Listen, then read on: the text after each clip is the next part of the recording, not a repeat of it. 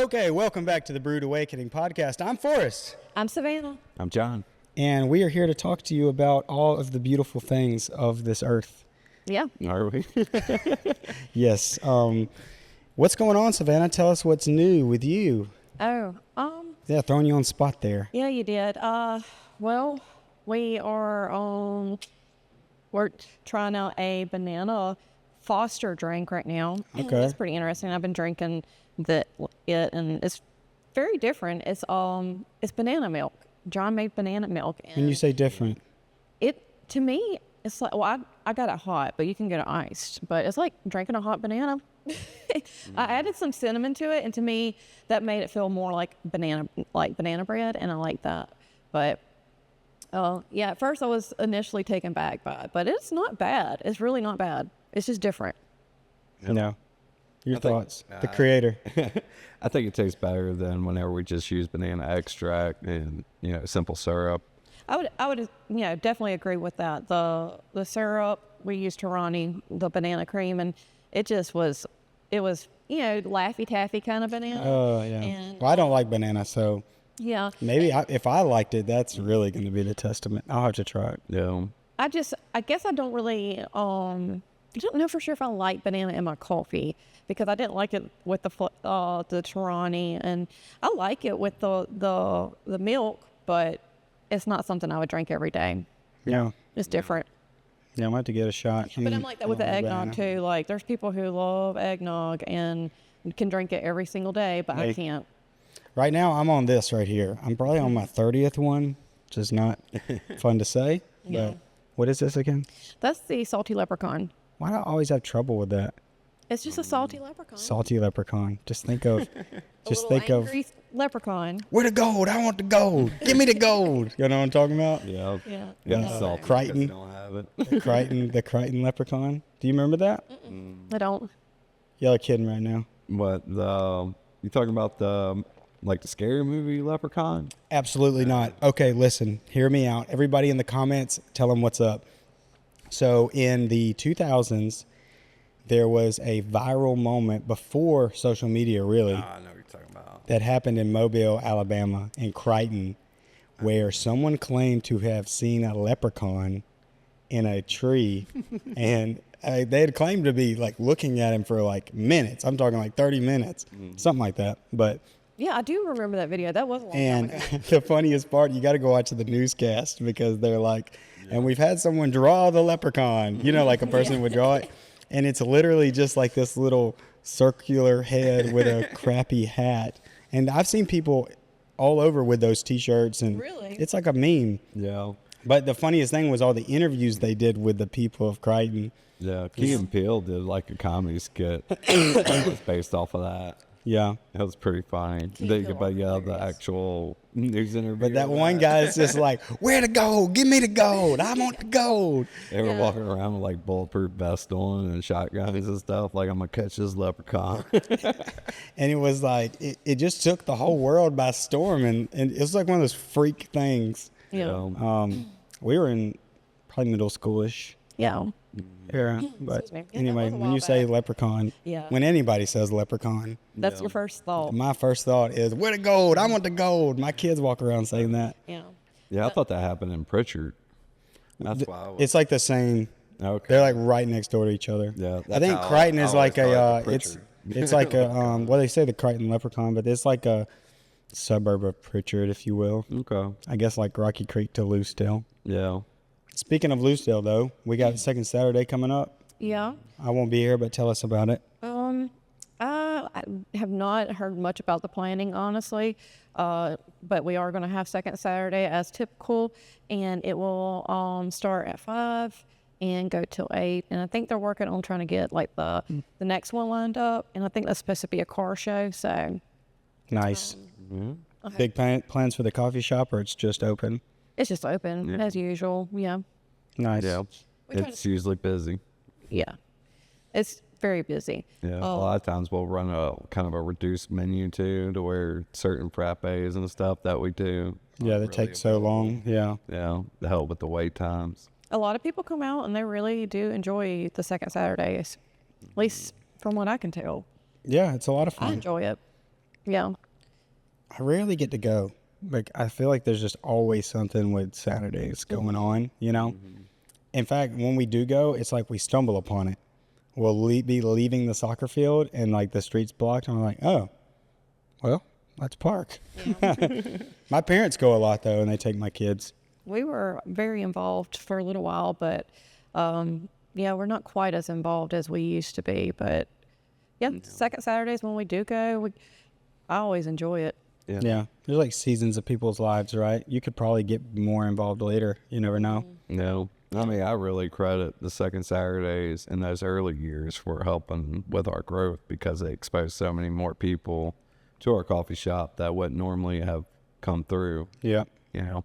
Yep. They see people walking out and they're like, oh, this coffee shop. I actually met Just some the fact people. that they're walking and they see it right there. Yeah. I bought a standing desk from someone in, where is it at? Anyway, Sims. Yeah. Is your camera thing? I see. Yeah, it's all good.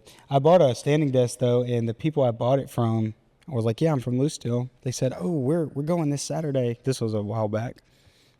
We're going to second Saturday. Like these people from Sims, Alabama were driving over for second Saturday. So No. People definitely, come to Lucedale for all of our little events. speaking of, I had a band come rehearse in video here, and previously the two of the band members came to edit some music videos with me, and they were so impressed with your coffee shop and the Hickory Hog Oh, really? that when they came to rehearse, they brought all their wives and like spent the day here, Oh, that's Nice. cool. like walking around. They were like, we didn't know Lucedale was like this. Yeah. They're from Wiggins. Wiggins has a good little downtown going. Yeah, they do. Yeah, that reminds me, my little TikToks about Lucedale are doing pretty good. It's Yeah. funny though. There's like several people that are saying that it's too local at the For You page, and I don't know what's wrong with that, but I think it's pretty cool. Most people seem to be really happy about it, and Yeah. been talking about the different restaurants and some other restaurants that they think we should highlight. And I was like, yeah, the Catfish House being one of them, because I mean they've been around forever. Yeah. It's way out in the sticks, but By my house. it's been it's been a staple to our community for as long as I can remember as a child. I mean, that's where we would go do Christmas parties with family and stuff like that, like have Christmas get together. So it's really neat to think about the Rocky Creek Catfish House. So shout out to them. And another person that mentioned the taco shop on Winter Street, and that's Octavius. And Octavius, dude, yeah. that is the I best can't believe tacos. I forgot to actually mention him because I love his tacos. They are amazing. Well, it's unassuming. That's the other thing I like about it. It's like that hole in the wall type vibe, Oh, yeah. you know? I love it though. Like It's so good. I love the I don't really want a lot of people to know about it. I don't want to go in there and have to wait. All right. There's such range in there too. I mean, their soups are really great. Their burritos are just executed really nicely. Enchiladas, tacos, really good. Yeah, it's delicious. In fact, I might have to go there before I leave. yeah, but there's let's see, there's another Mexican restaurant on Winter Street too. Somebody mentioned them. Del Sur. We tried them and they're pretty good. Yeah, it's a different style, but it's good. it's more like I feel like the generic what we're used to seeing around here. I feel like everybody in Mississippi knows what I'm talking about when they talk about Mississippi Mexican restaurant. It's just different. But They have a few like more authentic-y things on their menu than I think like Main Street does. yeah. Like the traditional tacos is a good example. Yeah. Yeah, chorizo and eggs is always jumps out at me on a Mexican restaurant menu if they have that. I know these folks they're cooking some Yeah. Mexican. And I think on their menu, it's like they have their regular, where you're talking about typical thing. And the very second to last page, it says border. Yeah. And like that's more of their traditional. Yeah. And that's what I always look for. And that's why I like Octavius' stuff. Yeah. But my neighbor, she's from Mexico. And her husband built her a clay oven on their porch that's about the size of this rug. But they load wood at the bottom in the morning and they cook there. So we have gotten accustomed to like the most authentic Mexican food I think you can get just because Wow. she's just cooking it at her house. That's pretty But lucky. it's of so spicy. you. I mean, I like don't like it. spicy. My kids actually like it, but my wife's like, Miss Rosa will literally make tamales oh, these are for your wife, because they don't have like so much spice in them. Yeah, I'm that girl too. I can't do it. But imagine you hear a knock on your door, and it's like this nice little Mexican lady with a big thing of tamales. That'd be Are you so tamales? I'm like, thank you so much. Yeah, I love them things. Man, I get Hickory you all Hog day. used to do a tamale. That was really good. Who was it? A Hickory Hog. They used to have some really good tamales. Yeah. Yeah. Dude, some of the best tamales I've ever had were in California out of the back of a lady's truck. She would set up on the side of the road and with these hot plates, and you would just drive up, and she had like 3 different types, and you'd tell her what you wanted. She'd bag them up. Yeah. Yeah, the lady that sells it across the street on Saturdays here, it's really good. I think it's like $22 for a dozen or something. Those are really good. I bought those on like a Saturday morning. That was just like we were traveling to like parks or something. That would be our ride snack. That way we didn't have to go through a drive-through, you know. Yep. Love me some tamales now. But we do have a lot of great restaurants. You'll be able to find tamales at the farmer's market soon, I'm sure. It's got to be starting up pretty soon. Yeah, I would think. But yeah, I don't know what else to say now. Well, restaurants. We have a lot of good ones. Oh, yeah. But going back to your social media posting, you know, there is a way to make everybody happy, right? No, there's no way. Well, I was just thinking, like, if you make it too local, it's too local. If you make it broad, people are like, we want you to talk about Loosedale. It's just like, oh my gosh. Just do it all. What do you do? Well, we do it all, I think. We do. Our last one, though, was definitely all Loosedale. Yeah. Which is, I'm cool with it. Yeah. I think it could start in Loosedale and it stems out. Yeah. Yeah. So, I like it being about Loosedale. I think it's cool, and it's nice to be able to see the interactions on my TikToks. Gets a lot of interactions as far as the locals. So I thought that was really cool. I like it. speaking of local stuff, I would love to hear people's opinion, because I have a lot of opinions about this, on our kids' sports here. Because as much as I love it, and I really do, and I'm very involved in it, I see a lot of flaws in it. And sometimes I'm like, am I being a Karen? Like, am I being a Karen? But at the same time, like, I guess I just had this idea of like, this is to develop humans. This is to make them better people, teach them to do teamwork, teach them to also be competitive, but in a sports-like nature, like a respectful way. And lately, dude, I've just been witnessing so much like vicarious behavior, like parents being so into the winning aspect or like taking the fun out of it because all they care about is like the numbers, and I'm thinking in my head, am I being a Karen? I don't think so. That would annoy me. I don't know. It's hyper annoying. Yeah. And to me, it's detrimental to the kids. Yeah, especially all the other kids, you know, that are out there trying their best to do what they can do, and then basically being ostracized by somebody's dad on the sideline. Well, and I guess I think about it too, like my kids love sports, not going to play sports. I'm talking like Sunday, we played baseball in the yard for 3 hours. Yeah. And I was finally like, all right, guys, like we got to wrap it up. And they were disappointed. But it had nothing to do with the score. It had nothing to do with wearing a uniform. They were just having a good time playing baseball. Like we have an electric pitching machine. So I would load it up. Like we were able to like make our pitcher a robot, and then we could actually like play the field or whatever.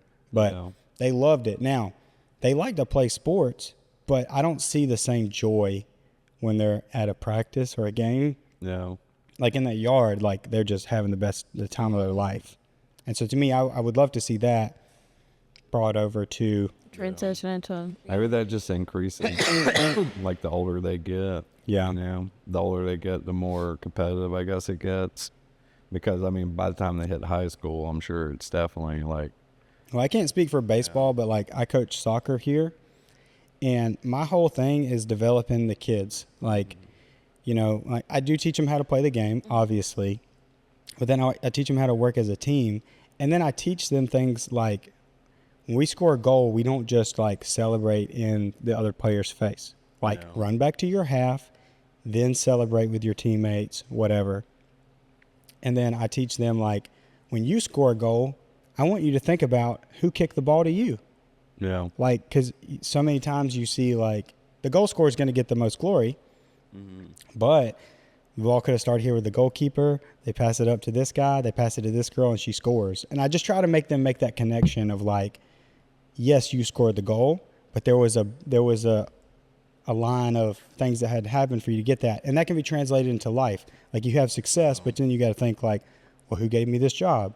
Well, who taught me how to live my life? My parents. You get what I'm saying? Like, all these principles can be, and I guess maybe I just overthink it because that's how I think about everything.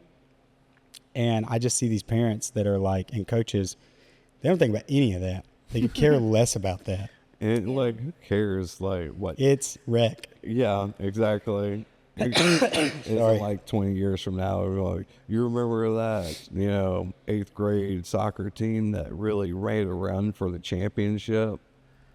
But what they will remember, and I remember to this day, is like the lessons that Bill Harlan taught me, not soccer, because I don't remember any of that. I just remember him telling me, don't smart off to your mom.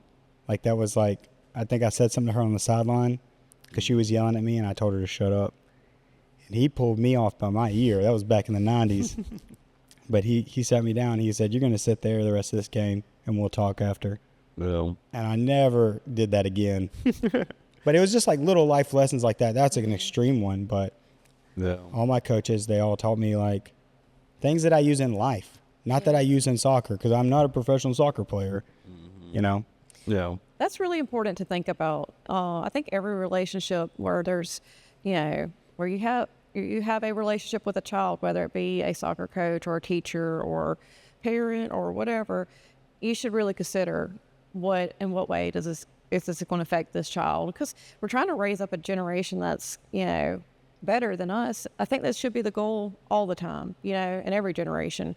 But And I do think sports is a great tool to do it, but it's just like a drill. If you're trying to cut a table in half, the drill ain't the tool. If you're not using the tool right, it doesn't matter. yeah, So yeah, I think it's a good tool, but it's good to win and it's good to play sports. But yeah, you should definitely be not making it all about the win. yeah, and that's the other flip side of it is I don't want people to think that I'm saying like everybody should get a trophy. I don't believe in that. Like you shouldn't be competitive. That's not what I'm saying.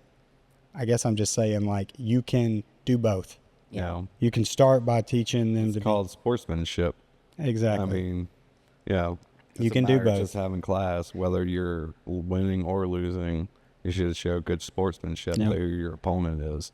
And you know who that makes me think of? You'll know, probably. You remember who won the national championship this year? Indiana. What was the quarterback's name? What was it, Hernandez? I can't remember. Something like that. He just seemed like the best guy. Like, he would just, Yeah. like, in his interviews, he would basically, like, throw a bone to the other team. It was like, they're a really good team. Yeah. Like, we weren't guaranteed to beat them, but, we did this, we worked hard. He just seemed like a really good, like, role model. Mm-hmm. He's not braggadocious, like in a bad way. I mean, celebrate. I'm not saying don't celebrate either. Yeah. I guess it's just a fine line. I know what you mean. Yeah, because it drives me crazy to see a player, even at the professional level, show poor sportsmanship. Yeah. I think back to like whenever Tim Tebow lost to Ole Miss, to me, he looked like a sore loser. Somebody who was so used to winning nonstop. The one time he lost, he turned into like a baby. Yeah. And see, people would argue like, well, that's a couldn't just let true Ole competitor Miss have their have their moment in the sun. Yeah. It had to be about him. Yep. Mm. Yeah, that's unfortunate, but I think he can do both. Yeah. So I hate that I'm the only one. I'm not the only one, but like it seems like I'm the only one who in our leagues has these opinions, and it sucks for me because then I got to get up and sound like a dang asshole. Yeah. Like, here comes Karen. Tell us how we need to shape these kids into good people. Yeah. It is hard Just to tell be them that it's about different and have sportsmanship. like to try to, I don't know, steer a ship a different way or just be different in general. It is difficult. I had to like reconcile with myself the other night though. I said, you know what? I would rather everybody dislike me than be a coward. Yeah. Than like be too scared of what people think to like stand up and say, hey, this is not good for these kids. Yeah. No. If you don't like me because of that, Cool. But anyway, that's my little rant about children's sports. So let's get into some different stuff. I have really been enjoying. Do y'all watch Candace Owens at all? No. Oh my goch, y'all really should. This Watch chick. AA Ron. What is AA, Ron? It's Aaron Panos or something like that, I think it's the name. What does he do? He's on. Breaking news, basically. Okay. Breaking news on TikTok. What's the latest thing somebody's trouble, done? really. But, yeah. Oh, dude. Yeah. There's a lot. Candace has been lighting Trump a new one, dude. Oh, yeah? But her big thing right now is she does like investigative journalism. And she's the only one really doing it. But she's all up on this Erica Kirk, Charlie Kirk thing. Yeah. And I just like watching it because I don't have time to do all that research. But her and her minions do. Yeah. No. She had that boy killed. Man, there's just so many reasons to dislike the current administration. Oh, it's crazy, dude. I mean, whether it be from protecting pedophiles to a war in the Middle East to surging prices because of tariffs. I mean, coffee industry was hit very hard by it. I mean, we had to absorb a lot of costs from these tariffs. I think everything's getting hit by it because like even my business relies on a healthy economy. Yeah. Because people don't want, people are like, well, we want to do marketing. We want to make a video, but it's like, we're not even making a lot of money right now. So we're going to have to hold off. And If gas shoots up over $4 a gallon. And we all have to drive. Yeah, nobody's going to be like, well, yeah, I'm just not going to buy gas this week and get coffee. And Yeah. people are not going to be like, oh, let me order online and pay this extra shipping cost because that's what's going to happen too. Our shipping is going to go up as well. But yeah, And why is this all happening? us. Well, I mean, I don't know why anybody would want to wreck the world economy, but it's happening. I mean, Well, I I'm think sure when they there's do that- reasons, they just don't make sense to me. well, I think when they do that, from what I've gathered from influencers like that and Candace Owens, is it is profitable for that little sliver of people at the top. Yeah, Oh, yeah. billionaires. They make a ton of money, and then everybody else suffers. I think she calls it a transfer of wealth. Yeah. They do these cycles of transfer of wealth. Yeah, because I mean, if they bottom out the stock market, then they're getting all their stocks at a huge discount. I mean, if the stock market plummets, I mean, basically you could buy the same stock for a tenth of the price. You know what the saddest thing was? I was totally duped by Trump Yeah. the first go around. Like, I mean, if you told me you're going to do all these things, John, the first time I'm going to trust you. Like, okay, cool. Like, I appreciate it. That's going to be cool. And then you do the complete opposite. Well, Yeah. you know, like Yeah. you have to basically lose my trust, I guess I should say. I was unimpressed with just his mannerisms. That really bothered me. But at first, I was like, you know, maybe everybody's right. He's a businessman. Well, it's and- like I can overlook the mannerisms if all the other stuff is on the up and up. And that's kind of Like if your attitude's bad, but the economy's good and all that, like, okay, I can live with it. Yeah. But I can't have both. Like I felt like I really tried to give Trump the benefit of the doubt that he might fix some things, you know, especially with the Affordable Care Act whenever he first came in. But, I mean, I was a huge General Mathis, the United States Marine Corps, is just a huge figure to me. And whenever he was put in charge of the Department of Defense, and then Trump basically was like, he's the most overrated general in history, I was like, well, F that guy, because General Mathis is the daggone. he's the man. He's a living legend. And he Yeah, should to be the respected Marines. as such, to everyone. to everyone, yeah. Yeah.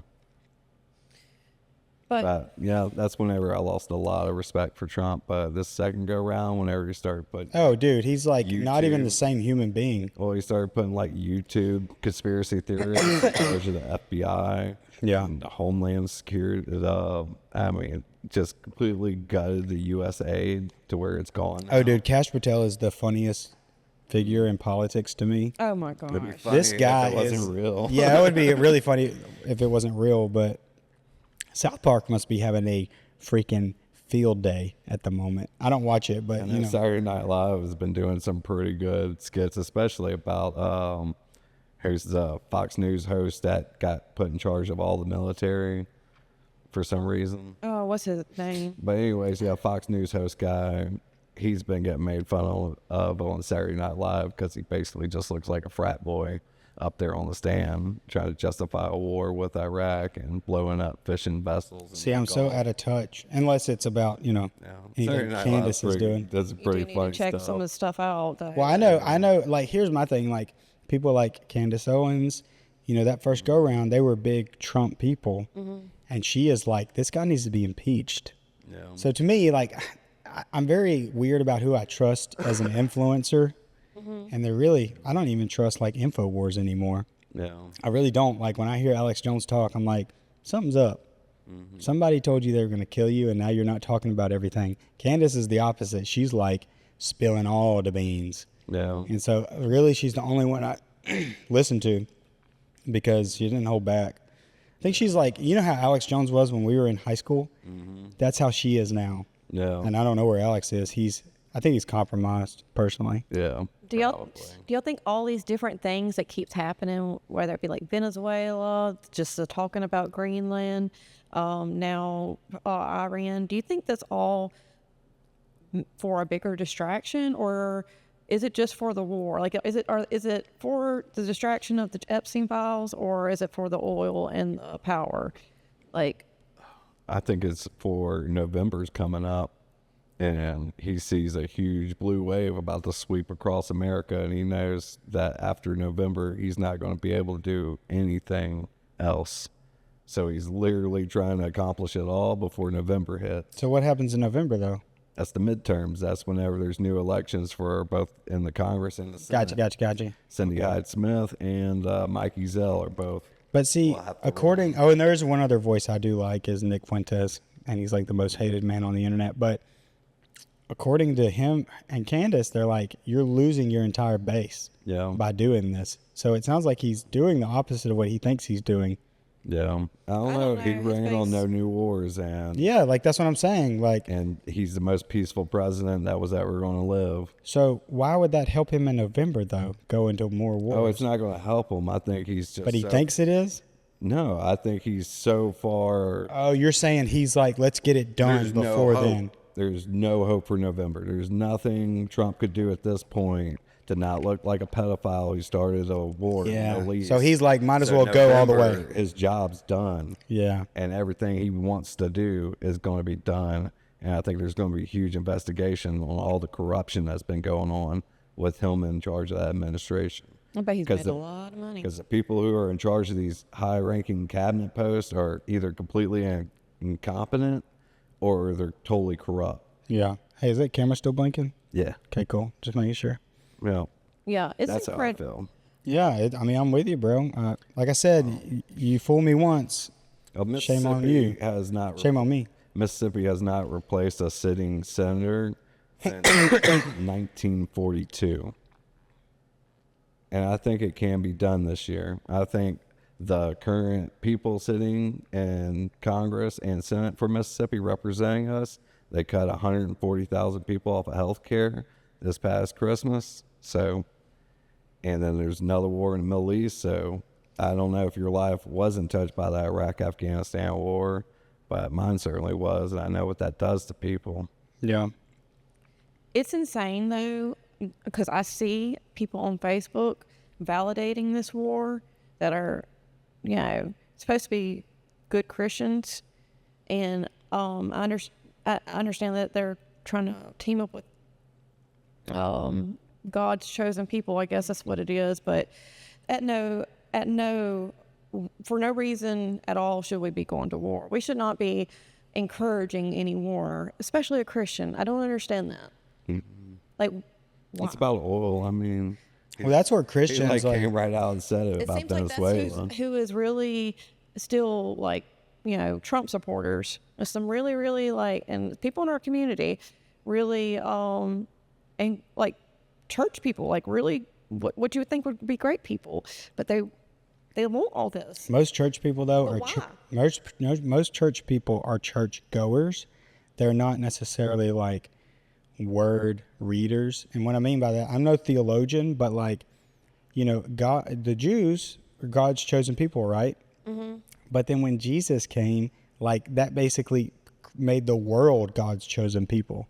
Like, you don't have to be a Jew to Yeah.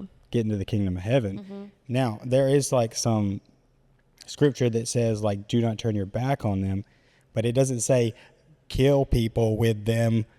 Yeah. You get what I'm saying? And I think Yeah. the current, and this is just my opinion, but like, I think there are evil people who will masquerade as whatever is convenient. Yeah. So if it's convenient to masquerade as God's people and they can get what they want, mass murder and destruction, then they'll do that. Now, if it was convenient to be Hindu and then they could get the bombs and the things they want and the support from the United States, they would do that too.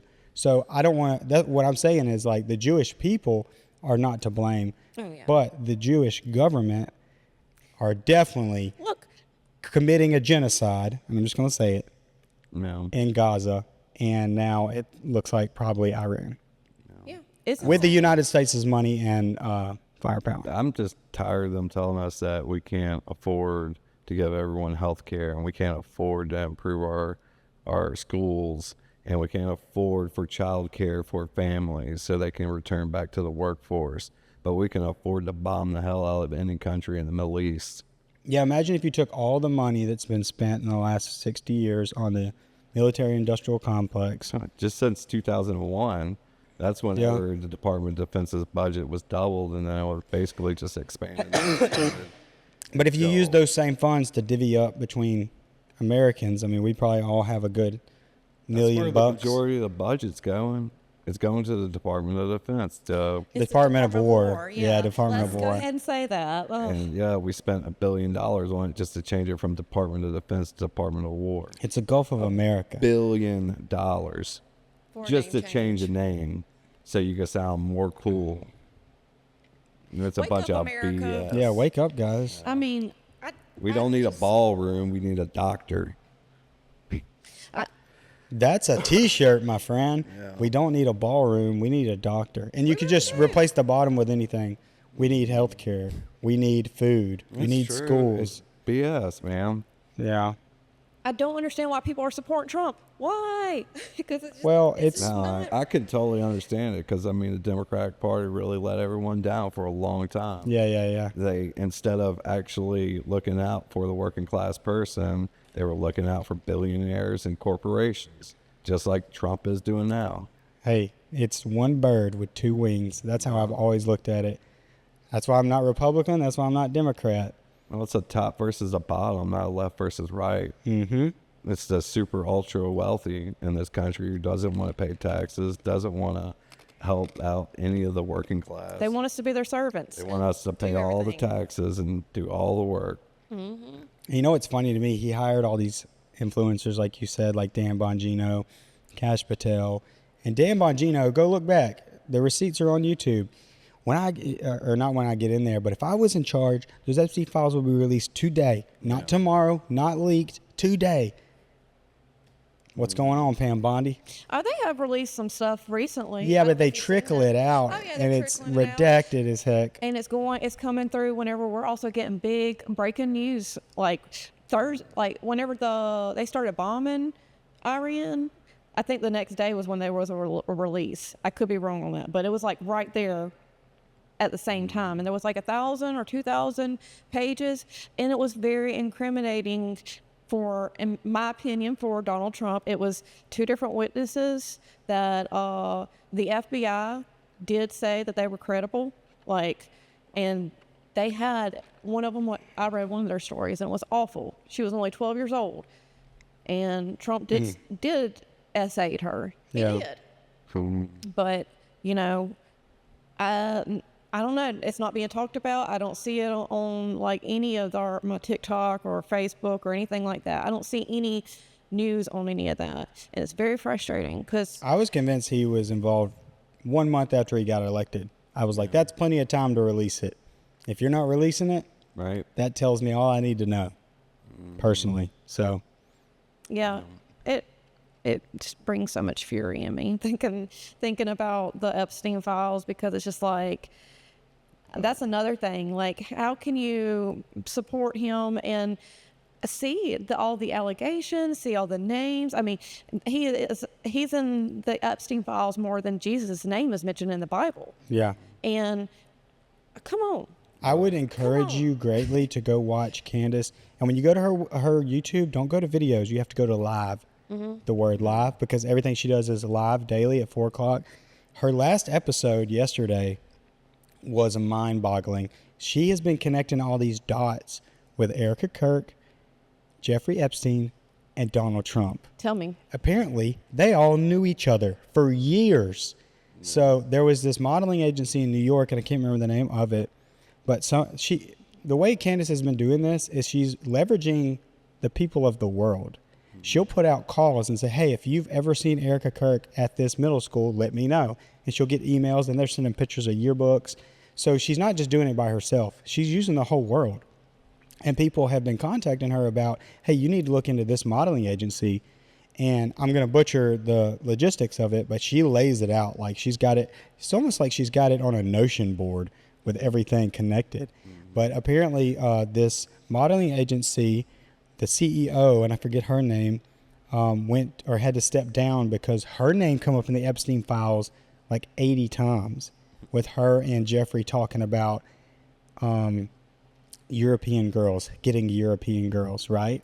Well, your girl Erica Kirk, Charlie Kirk's handler, and let's call it what it is. I mean, I think that was her handler.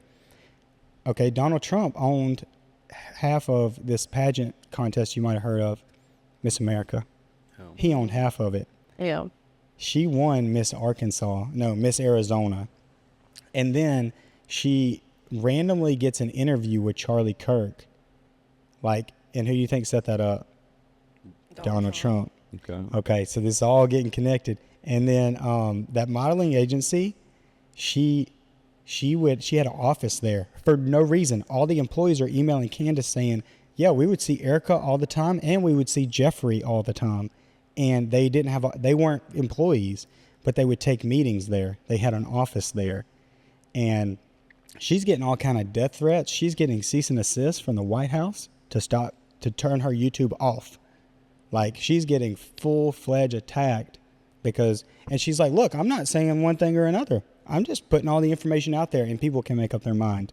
No. But she did a series last week called The Bride of Charlie Kirk, basically where she takes all this evidence that people have been sending her and she just lays it out. She doesn't tell you, she has her opinion, but it doesn't really come out a lot. She's more just like, here's the information.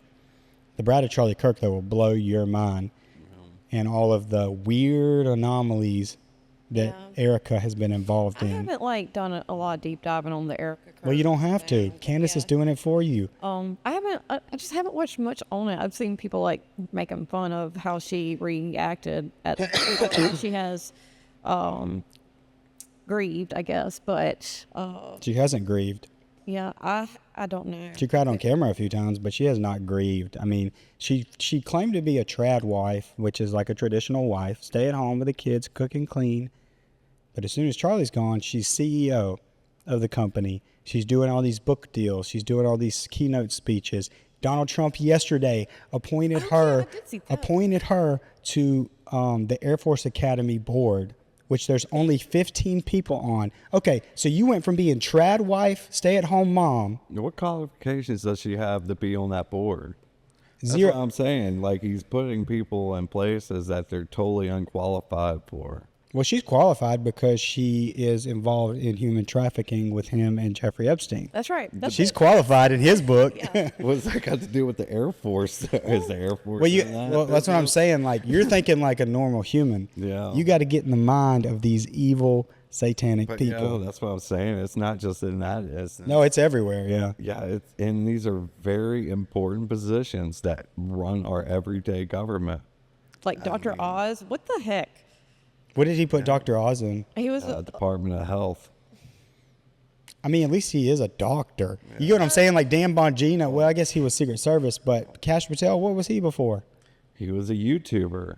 See, that's the problem there. Yeah, it's ridiculous. That's an extreme one, and then Erica Kirk's an extreme one. You got an RFK Jr. who was a vaccine denier in charge of the CDC. Have you heard about his diet?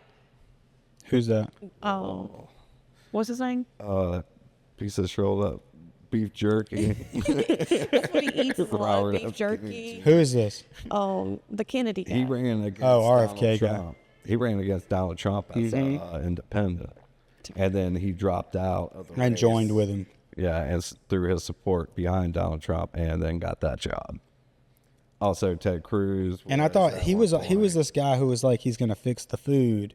Like, I'm getting the red dye out. Monsanto's going down. Yeah. Yeah. And I don't think any of that's happened. All he eats is meat. That's his diet, meat and fermentation. Whatever, like. All I eat is meat. That's all I eat all day long. Isn't that the guy who talks like that? Yes, he does talk like that. Dude, his voice is like, bro, what's going on, man? You was in a Screamo band? Something's going on. Oh. But yeah, it's just ridiculous people in very important positions. And it looks more and more just like, it more resembles communism in Russia than it does anything America's ever had. Yeah. Where it's basically just people are getting pointed to important political positions just because they rub the right elbows in the right rooms. That's 100% it. I mean, it's got to be. The Erica Kirk thing is nothing to mind do blowing. with their merit or the work they've done before. Because all the people that were like that were in his first term, and he fired them almost immediately. Yeah, like with the Air Force thing, you could go find the last 12 graduates of West Point. There you go. There's your board. Yeah. Or it's somebody who has went through that academy and retired as a colonel. Or Yeah, yeah. general. But I'm saying at the very least, the last 12 graduates of West Point are probably 10,000 times better than a stay-at-home mom who's now Probably got a CEO. million people that's more qualified than her for that position. And another thing that bugs me, and it's like Candace calls it out, they went on Fox News and said that Candace was only talking about this because she's profiting. Her YouTube's making money, and it's for clicks. But they don't talk about the $50 million turning point generated from that funeral. When Charlie had his funeral, they were selling T-shirts and stuff like that. $50 million in 2 weeks they made. T-shirts? Oh my gosh, y'all. Charlie Kirk's funeral was a WWE event. What? Erica come out with sparklers, okay? I thought I saw a picture was of that that, where but I she- thought it was fake. Yeah. No, dude. Oh my That god! was It was not a funeral, dude. It was not a funeral. They called it a celebration of life. I mean, there's so much corruption in that, and Wow. here's the difference, though, right, between it and when Kennedy was assassinated. The difference is social media. No. If Kennedy would have been assassinated today, we'd be having the same conversation, because at that university when Charlie was killed, there were so many cell phones filming. There were security cameras. There were eyewitnesses. And so she's been able to take all this information in and piece it together. I mean, there was a military operation there in the crowd, because you probably know this, but a lot of times when they're doing those military things, they'll have some kind of signal, some kind of thing that like lets you know who's who. And there were over, and I'm probably butchered this, but I think there was over 15 people wearing maroon polos.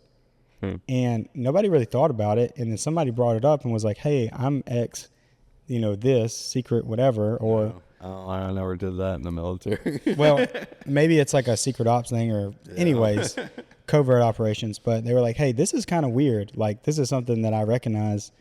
And anyway, she gets into all of it. I mean, she's been investigating it since day one.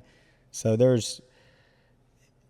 it'll probably take you 100 hours to listen and look at all of what she's uncovered. And it's every day, it's something new. Every day it's something new. Oh, yeah. Every day, it really is like it could be multiple things in a day. Well, think about it. If those people are being corrupt every single day, that makes sense. Yeah. What are we like? What is this doing to our mental state as a body of our? I don't know, what's the word I'm looking for? Our For society? all of America, yes, our society. Like, I feel like this has got to be really bad for our mental health, because I don't know. It's just, it's a No, it's lot definitely to not take good. in. It's definitely not good. And it's always back to back. It's overwhelming. It's hard to process. And it's just, I feel like it's really taking a toll, like, on people. Yeah. Because I've been hearing about a lot of different, like, mental breakdowns that's been very recent, and I wonder if it's not this doesn't contribute to that, because whether you're really watching the news or not, it's there, and I feel like everybody affecting you knows about somewhere. it, everybody knows that we got really high groceries and we can't afford to go to the doctor, and we're all living this life. And yeah, and there's such thing too as collective consciousness. It's kind of like when you're at a concert, like it's almost like you all feel connected. There is something to that, and I think everybody has a feeling that something big's about to go down. Yeah. At least I do. And maybe the Iran thing was it, but I think it's going to be bigger than that. Yeah. Like I said, I think it's going to be November. I think there's going to be just everybody who is supported by the team is going to have a target on their back on the election as far as being replaced. Yeah. And, so I think you're going to see a lot of Democrats elected just because the Republican run candidate is supported by Trump. Yep. What are you going to say, Savannah? I've been hopeful for something big to happen for a long time, like in a good way. But the longer we sit here, I think you're about to get the problems, opposite, I just unfortunately. feel like it's not going to ever get better. That's what I'm getting scared of. I'm starting to get scared that Trump is going to do something with the election to where we can't vote or whatever, because that's a conspiracy right now. And he has mentioned several times that he doesn't, like, he was going to do something with the election. And what if that does happen? What does that mean? I don't know. Revolt. Feel like he's playing pretty fast and loose with the economy. Yeah. And that's what worries me, is that by the time November gets here, there won't be much of an economy left to save. There's a lot of people out there that are, they do it full time. They talk about these things, research these things. Nick, in particular, Fuentes, believes he's probably going to use a nuke because he's so obsessed with his legacy. And I was the first one to do this. And he is obsessed. I changed the Gulf of Mexico to America. I did this. I'm the one who went into Iran. He wants that thing on his title is like he hit the red button that nobody else would. I don't want that to happen, but there's a lot of people out there speculating. There's somebody there that can stop it.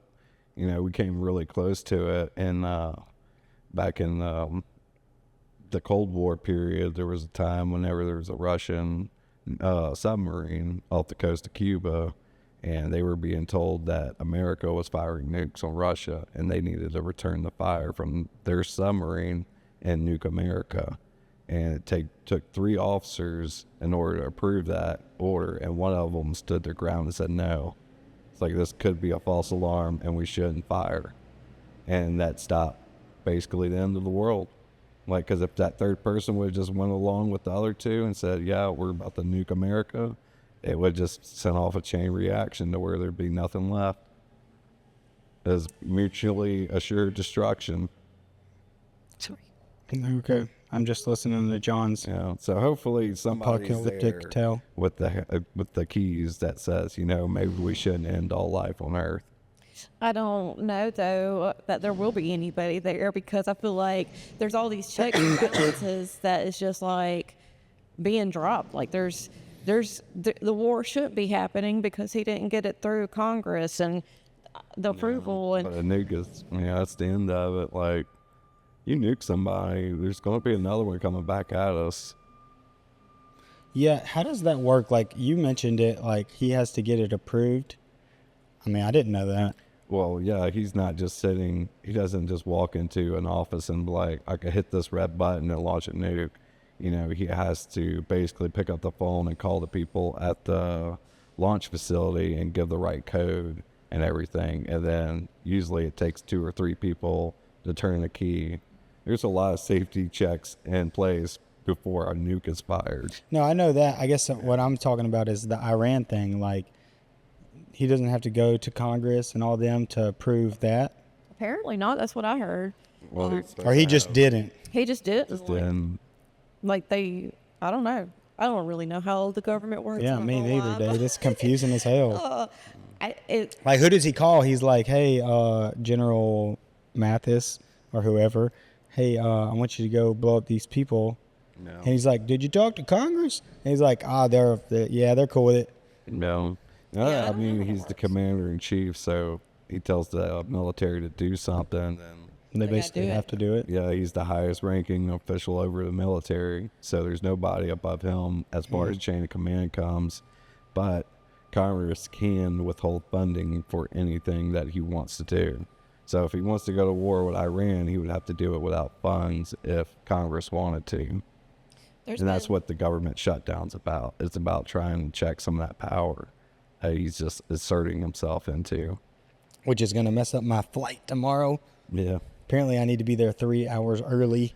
You gotta leave out, go to the Dominican Republic. Yeah, please, Donald Trump, do not do anything there while I'm there. No. Yeah.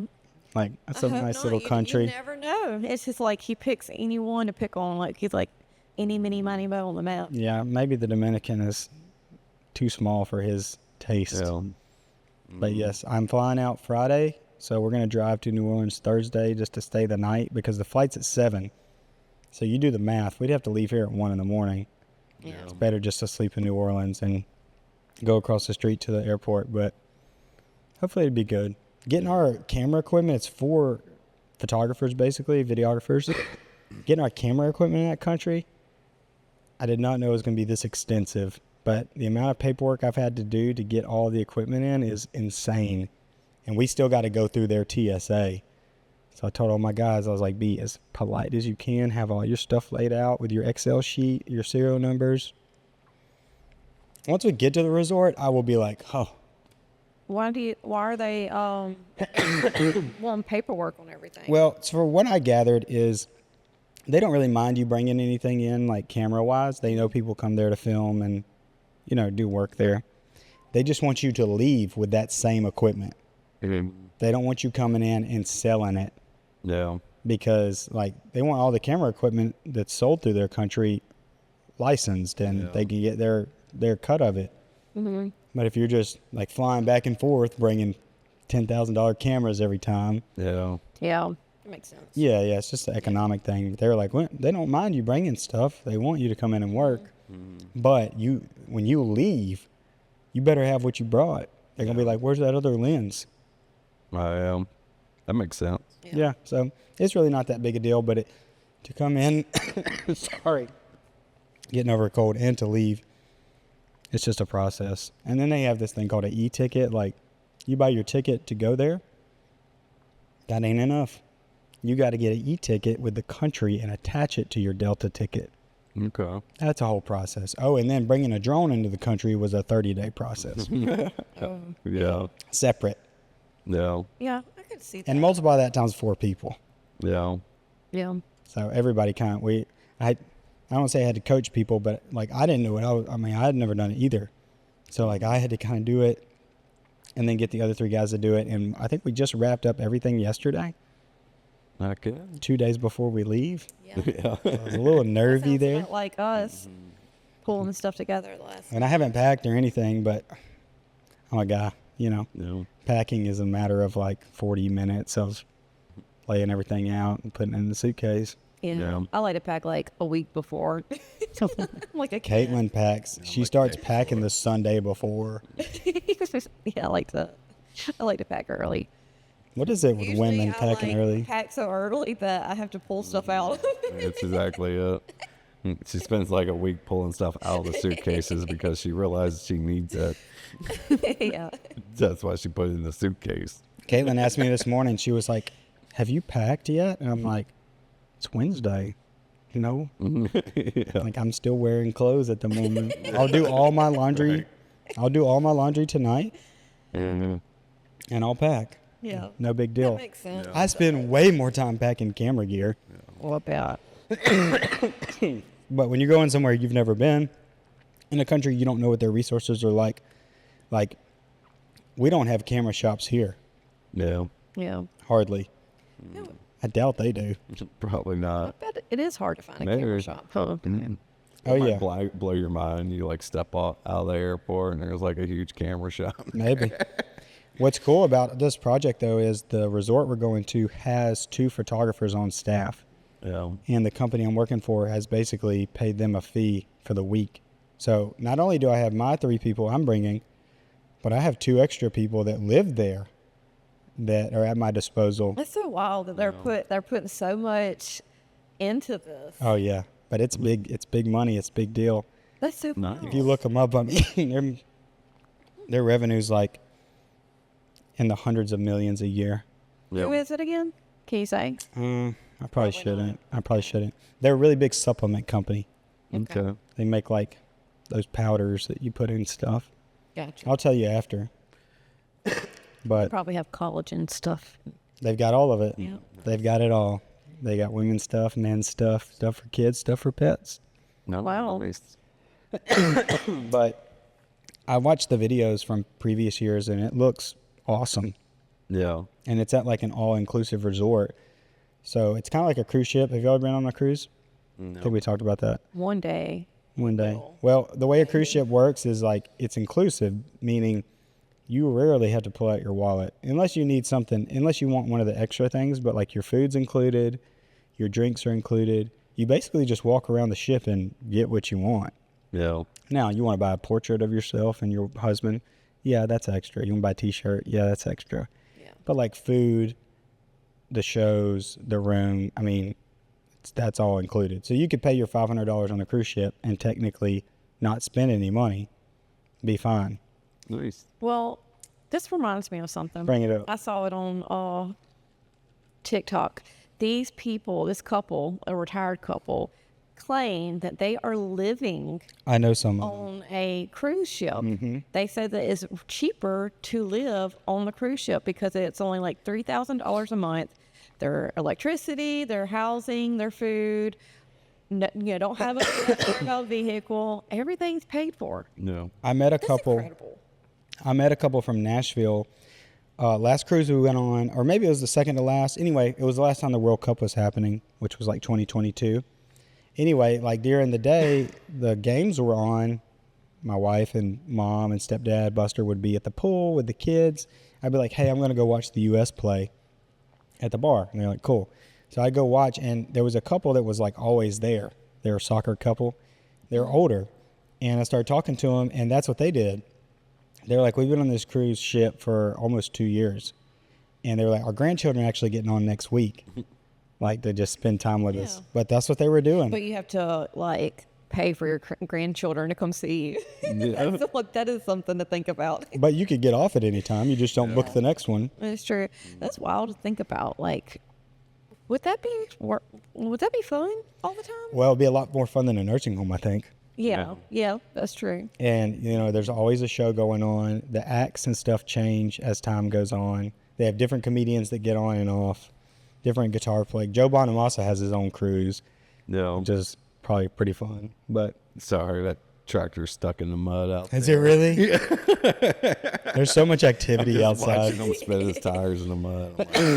I'm like, But yeah, I actually met a couple that did that. That's so wild.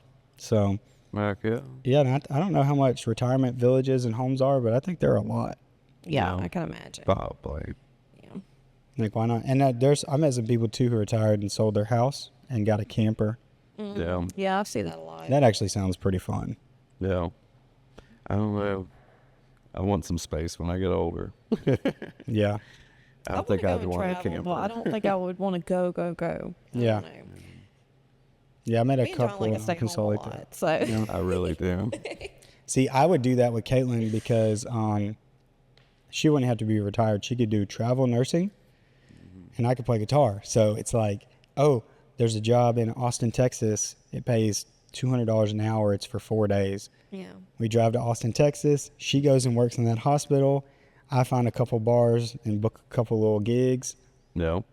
and Yeah. we're hanging out, dude. Nice. That's kind of like my vision for retirement. Yeah. And That when sounds fun. but I'm not saying get rid of the house. Like, keep the house.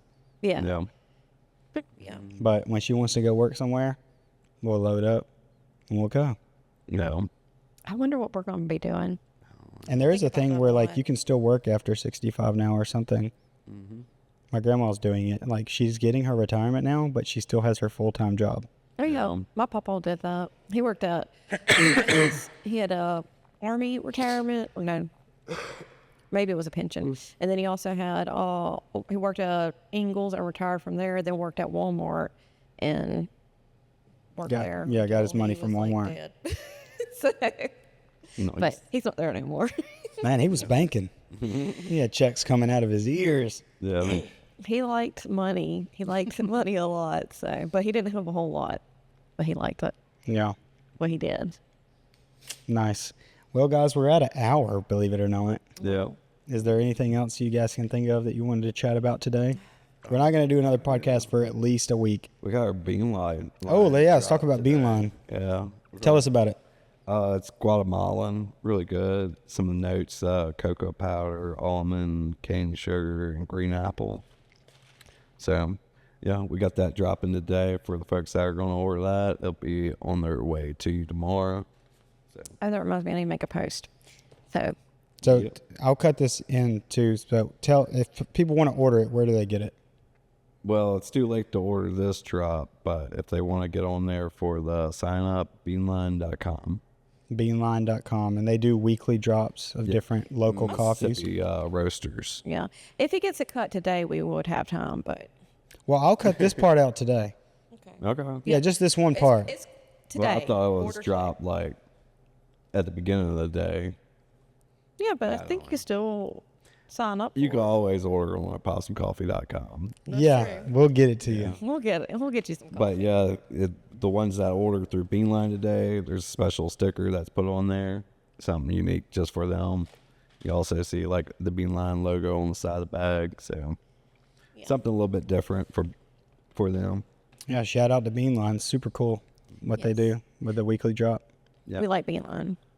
Heck yeah. Well, I guess that's it for this podcast, guys. You'll see us when I get back from the Dominican, Be careful, and why does everybody keep telling me that? because it's scary right now.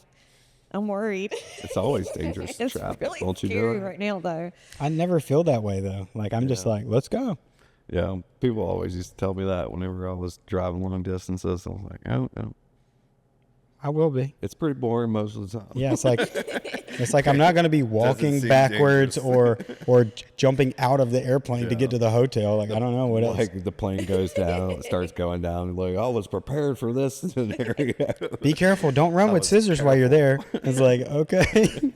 Like what else am I going to be? Just be But vigilant. Don't trust everybody. oh, definitely not. Watch for anything. Just See something, you suspicious. say something. Say no to drugs. Will do. We will see you guys on the next episode. Thank you so much for enduring this. Goodbye.